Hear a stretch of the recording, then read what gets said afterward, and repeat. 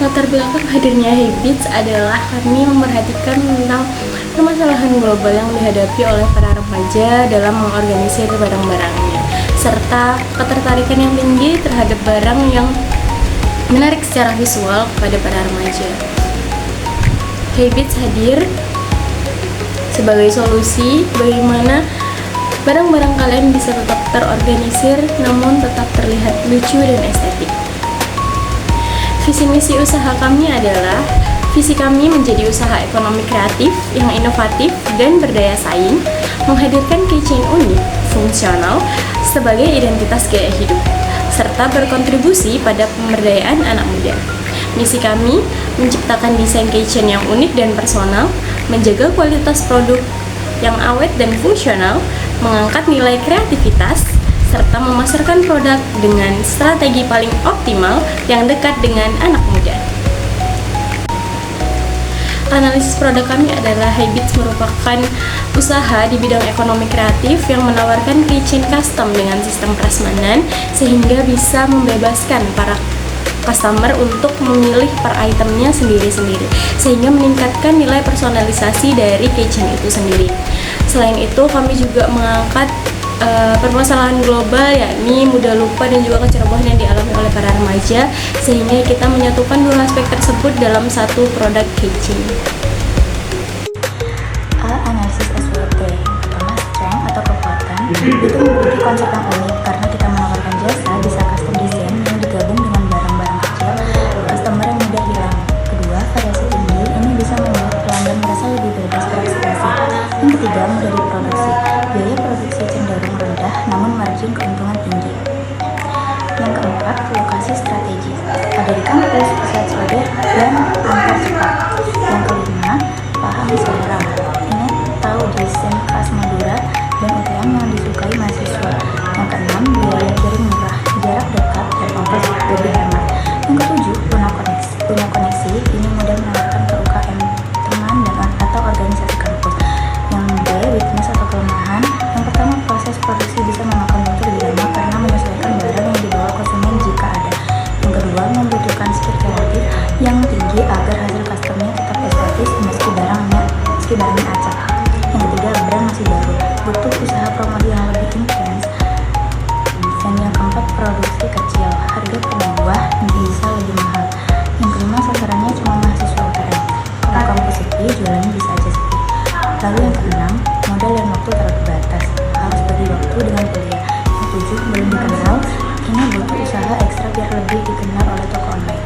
C, opportunities atau peluang. Yang pertama, tren penyuka barang-barang lucu. Yang kedua, potensi kolaborasi dengan brand lain besar jika berhasil mengembangkan brand. Yang ketiga, jangkauan besar luas karena siapapun bisa menggunakannya. Yang keempat, banyak UKM butuh merchandise setiap acara kampus seperti keychain untuk hadiah atau atribut. Pesaing, 5 pesaing belum jual yang kekinian, masih sedikit menjual keychain desain Madura yang modern. Yang keenam, bisa jual online, promosi lewat Instagram, TikTok, mudah dan gratis. Yang D, threats atau ancaman. Ini banyak pesaing di bidang yang sama yang menawarkan kepraktisan dan barang jadi. Yang kedua, risiko kerusakan barang pribadi yang bisa menurunkan kepercayaan konsumen. Yang ketiga, toko online dari Surabaya, pilihannya banyak, harga murah dan kirimnya sudah cepat.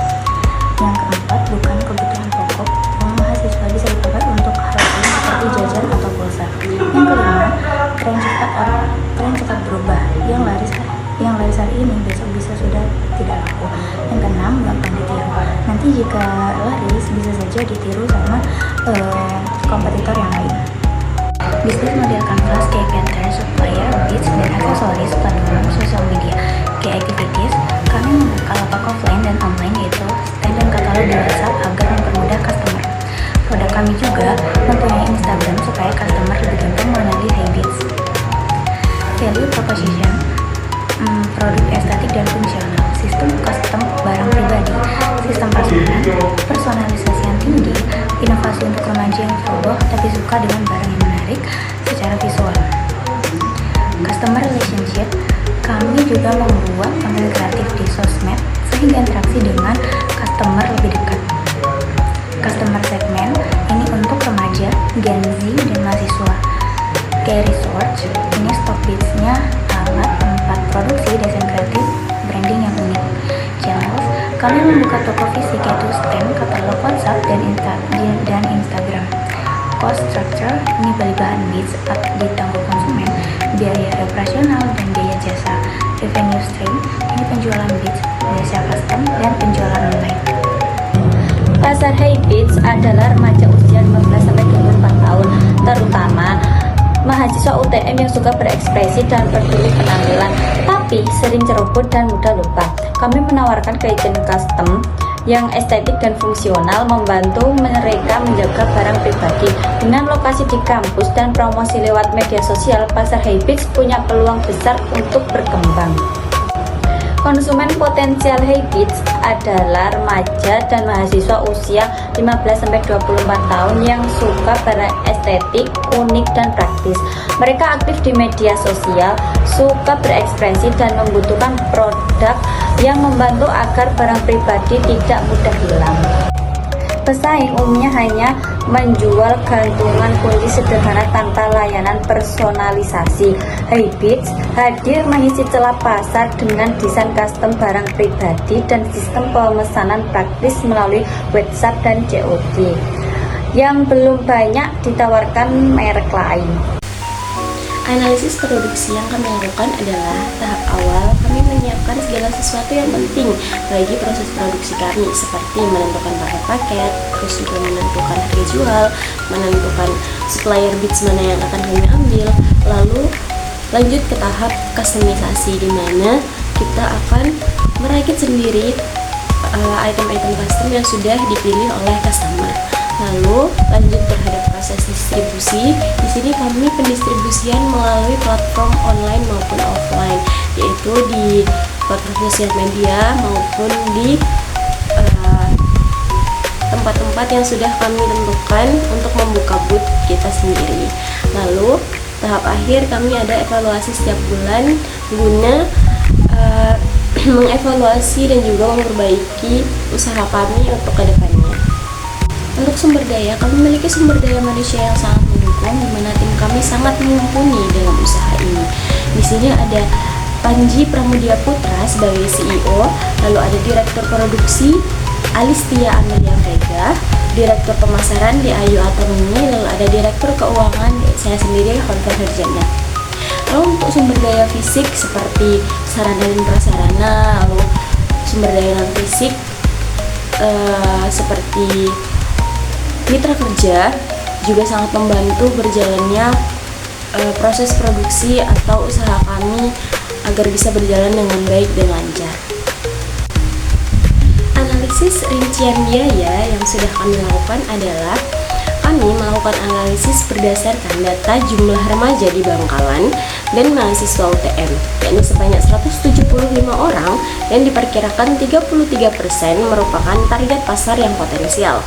Dari jumlah tersebut, sekitar 0,26% atau 150 pieces per bulan menjadi sasaran realistis untuk kami jangkau. Rincian biaya terdiri dari biaya bahan yang kita anggarkan 850 yang akan ditanggung oleh konsumen karena kami menganut sistem prasmanan di mana biaya bahan akan dihitung per itemnya. Lalu ada biaya operasional meliputi perlengkapan dan lain-lain, kami anggarkan 310.